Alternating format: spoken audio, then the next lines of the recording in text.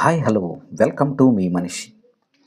వారం రోజులుగా దేవర సినిమా సృష్టించిన హైప్ అంతా ఇంత కాదు. ప్రపంచంలోని ప్రతి తెలుగువాడు దేవర రిలీజ్ కోసం ఎదురు చూసేటట్లు చేసింది. ముందుగా వచ్చిన టీజర్ మరియు ట్రైలర్ సినిమా మీద భారీ అంచనాలనే పెంచింది.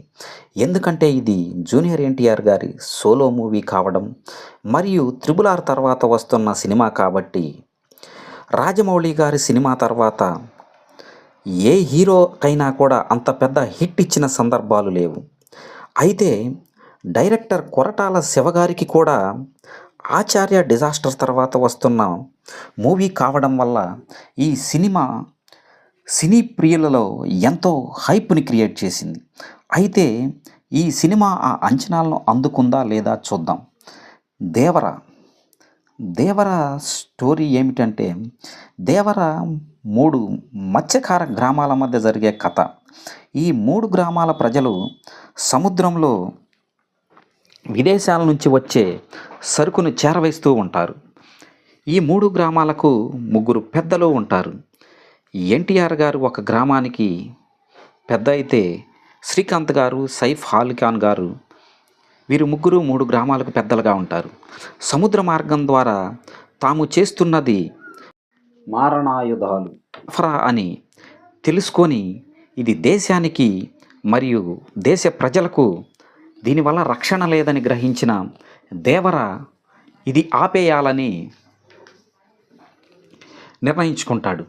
దానికి మిగతా 2 గ్రామాల పెద్దలు అంటే సైఫ్ అలీ ఖాన్ గారు, శ్రీకాంత్ గారు ఒప్పుకోరు. దీనిని కొనసాగించడానికి ప్రయత్నిస్తారు. ఆ కొనసాగించే క్రమంలో దేవర వారిని అడ్డుకొని హతమార్చి శవాలను గుట్టలుగా సముద్రంలో వేసి సముద్రపు నీరును ఎర్రగా మారుస్తాడు. అప్పటి నుంచి సముద్రంలోనికి వెళ్ళటానికి అందరూ భయపడతారు.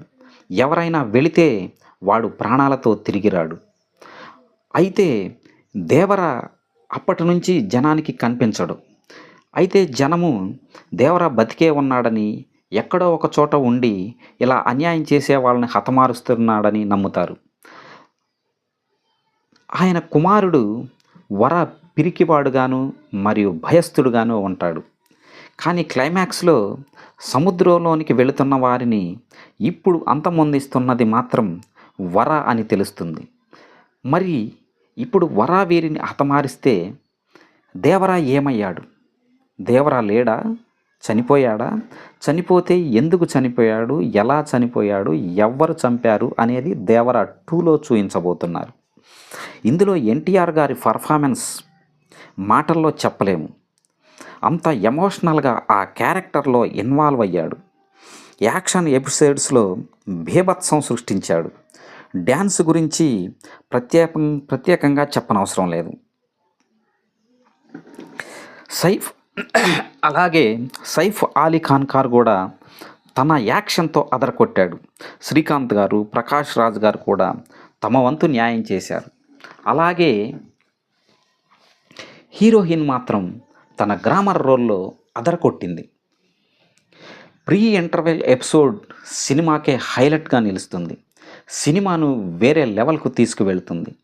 సెకండ్ హాఫ్ కొంత నిదానంగా సాగినా కూడా ప్రీ క్లైమాక్స్ మరియు క్లైమాక్స్ మాత్రం సూపర్ హైలైట్ అని చెప్పవచ్చు. అనిరుద్ధ్ బీజిఎం మాత్రం సినిమా విజయంలో కీలక రోల్ పోషిస్తుంది. అంచనాలకు అందని బీజిఎంను అందించి ఈ సినిమాకు ప్రాణం పోశాడు అనిరుద్ధ్. కొరటాల శివగారు కూడా ఎన్టీఆర్ గారిని ఎలివేట్ చేయటంలో తన వంతు విజయాన్ని అందుకున్నాడు అని చెప్పవచ్చు.